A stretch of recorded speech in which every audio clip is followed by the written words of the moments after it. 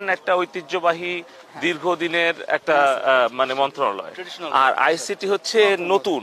So এখানে ধরেন সজীবাদের জয় সবসময় বলেন যে টেলিকম যদি হয় নদী, তাহলে আইসিটি হচ্ছে নৌকা। তো এই দুইটার কম্বিনেশন করে আমাদের এই পরিমাণ যে সম্পদ আছে, এটাকে যদি ইউটিলাইজ করি, আমার বিশ্বাস যে 5 বছরের মধ্যে আমরা দাঁড়া যাবো। হ্যাঁ, গাছ লাগায় যায় এখানে। কি গাছ দিচ্ছেন এখানে? বকুল, জারুল আছে। আচ্ছা, ঠিক আছে। জারুল গাছ কিন্তু স্যার আছে, ফুল ফোটা অবস্থা। হ্যাঁ, পজিশনটা একটু দেখেন, ফুলটা কোন পজিশনে দিব স্যার? আপনি ঠিক করে দেন। আমি তো প্লেস করছি স্যার, তা আপনার কোনো চয়েস আছে নাকি? না, চয়েস নাই। ঠিক আছে, এটা এখানে আম, ওখানে হ্যাঁ ওখানে মাঠটাও সুন্দর তো, অনেক বড়। হ্যাঁ, এরকম মাঠ, আমরা কিন্তু খেলছি তা একটা নিয়ে হ্যাঁ, এরকম মাঠটা কোনো ট্রেনিং কালচারে নাই স্যার। না সেটাই। বিসমিল্লাহির রহমানির রহিম। ঠিক আছে, ঠিক আছে। এখানে যেটা করতে হবে, আমাদের এই 80 জনের ফ্যাসিলিটিসটাকে 1000 জনে উন্নীত করতে হবে।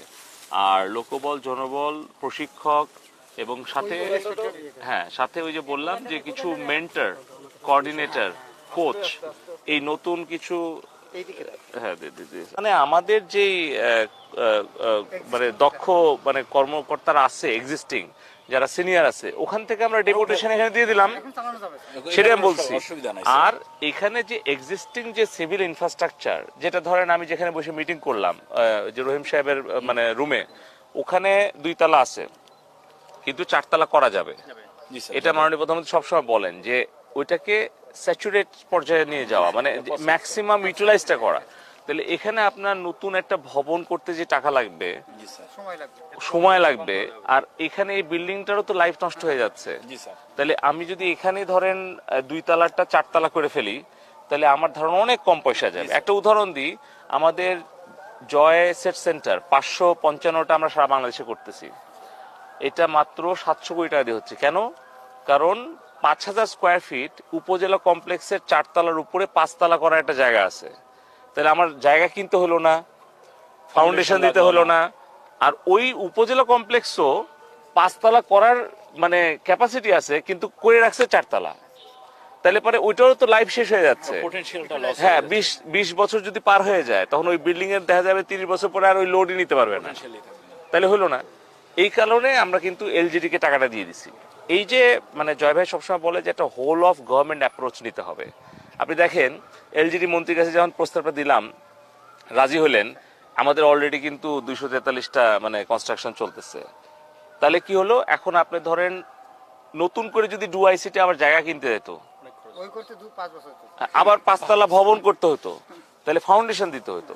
আমি ওইটাই বলতেছি যে আপনার এখানে প্রশাসনিক ভবনটা 4 তলা করেন, ট্রেনিং ভবনটা যে যে ক্যাপাসিটি আছে এটা এক্সপ্লোর করেন, আর যেটা ডরমেটরি আছে ওখানে যাব, ওইটাও যদি 2 তলা বাড়ানো যায়, তাহলে এখন হয়তো ক্যাপাসিটি আছে বিল্ডিং এর, 5 বছর পরে আর থাকবে না, তখন নষ্ট হয়ে যাবে। তখন ওই বিল্ডিং ভেঙে আবার 4 তলা করতে হবে, যাতে অনেক কোটি টাকা লস হবে, মানে অতিরিক্ত লাগবে। এত সুন্দর। আর আমাদের তো এখানে আয় আছে, আমরা যদি এখানে ধরেন মানে department of ICT, hi tech park, post telecom এবং সাথে এডুকেশন, হেলথ, অন্যান্য মিনিস্ট্রি যেগুলো ট্রেনিং আছে সেগুলো করি। আর আমাদের তো 41-এর স্মার্ট বাংলাদেশ করতে গেলে তো স্মার্ট অফিসার লাগবে। আর শুধু আপনার মানে গতানুগতিক শিক্ষা না, এখানে লাগবে হচ্ছে আপনার ধরেন cognitive skill, soft skill, communication skill, AI, আপনার 5G রিলেটেড বা যেটা হ্যাঁ 5G, এগুলো সবই। হ্যাঁ, ঠিক আছে।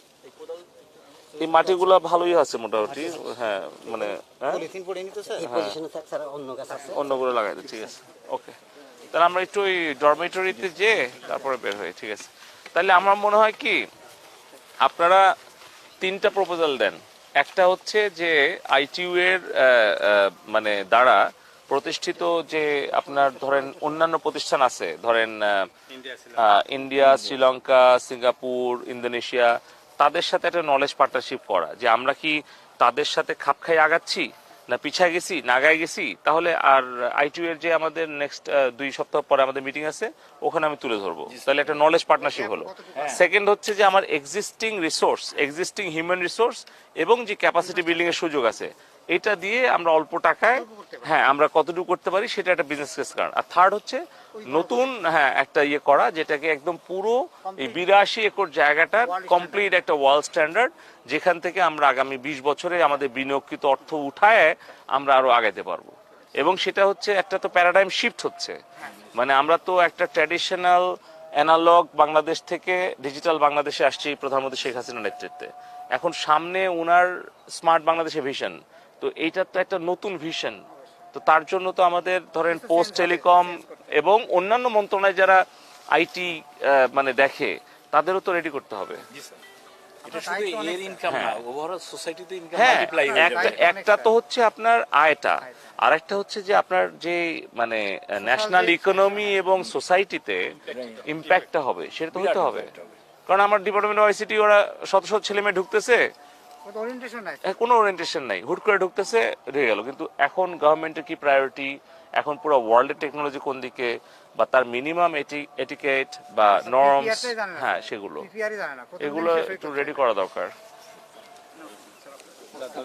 না আমার কাছে তো মনে হচ্ছে খুবই এটা একটা সম্ভাবনার জায়গা তৈরি হবে। আর পাশে ধরেন সজীবাদের জয় আর্ট স্টেশনও আছে, ওখানেও ছেলে মেয়েরা আসতে পারতেছে, এখানে দেখতে পারতেছে। ঠিক আছে, তাহলে ওইটা একটু দিয়ে শেষ না ডরমেটরিটা দিয়ে আমরা তাহলে লাগাই দেন। হ্যাঁ ঠিক আছে, ওকে। না এখন আর খাবো না, আমি যেতে সময় লাগবে তো আমি ওই সময়টা। আপনারা কেন লাঞ্চের ব্যবস্থা করছেন? আমি তো নিষেধ করতাম আগে জানলে। আমি ওই জন্য আমি সময়ের আগে চলে আসছি, আমি সময়ের আগে চলে যাবো, কাজে লাগে টাইমটা। আমার মনে হয় আপনারা বসে খেয়ে নেন, ঠিক আছে? সবাই আজান পড়ে গেছে, আমি রওনা দিয়ে দিই। না ওরা থাকতে পারবে না, না না প্রবলেম, ঠিক আছে। হ্যাঁ মেন গেট খোলা আছে। মাঠ এত সুন্দর দেখে তো খেলতে ইচ্ছে হচ্ছে। আর আরেকটা যদি দেখছেন এখানে দেখেন টেম্পারেচার কতটা সহনীয়, মানে গাছের কারণে একটা কি একটা মানে হ্যাঁ আপনি ঢাকা শহরে এই মুহূর্তে যাবেন রাস্তায় যে গরম, কিংবা কোনো একটা আবাসিক এরিয়াতে যে গরম, কিন্তু আপনি জয়দেবপুরে গাজীপুরে এসে না ঠিক আছে। এখানে আমাদের সর্বোচ্চ ট্রেনিং এর ডিউরেশন কত? 7 দিন? ও 4 মাস আছে। হ্যাঁ আর শর্ট কোর্স ওইটাই আমি বলতেছি যে এখানে আরেকটা কোর্স মানে ইন্ট্রোডিউস করতে চাচ্ছিলাম আমরা, সেটা হচ্ছে ডিপ্লোমা কোর্স 6 মাসের। আর হ্যাঁ হ্যাঁ হ্যাঁ মানে 6 মাসের শর্ট কোর্স, 12 মাসের ডিপ্লোমা কোর্স। তাহলে যেটা হবে যে আপনার এআই মানে মাইক্রোচিপ ডিজাইনিং, সাইবার সিকিউরিটি, ঠিক আছে, মেশিন লার্নিং, ব্লকচেইন, এগুলো যে ফ্রন্টিয়ার টেকনোলজি আছে ওইটার উপরে একটা হচ্ছে আমাদের ইয়াং গভর্নমেন্ট অফিসিয়ালসরাও ট্রেনিং নিল, তাদেরও সক্ষমতা হলো। এর বাইরে কিন্তু আমরা স্টুডেন্টদেরকেও আমরা অফার করতে পারি। হ্যাঁ হ্যাঁ আরেকটা হচ্ছে যে ও তো রেভিনিউ ইনকাম করবে, রেমিটেন্স আয় করবে। আর আরেকটা আপনি দেখেন, আমি তো এটাকে ওই জন্য ব্লেন্ড করতে চাচ্ছি, আপনি যে ব্র্যাক সেন্টার আশুলিয়াতে আছে, তো ওরা কিভাবে ওদের নিজেদের ব্র্যাকের যারা এমপ্লয়ি আছে ওদেরকেও ট্রেনিং দিচ্ছে, বাইরে কিন্তু ভাড়াও দিচ্ছে। হ্যাঁ তো ওখানে আয় হচ্ছে কত না, তাইলে পরে আমরা ওই এক্সপিরিয়েন্সটা নিই, আমরা আমাদের রিকোয়ারমেন্টটা নিই এবং ইন্টারন্যাশনাল প্র্যাকটিসগুলো দেখি, দেখে এমন একটা মডেল করি যাতে অন্য দেশে এসে আপনার কাছে শিখে যায়।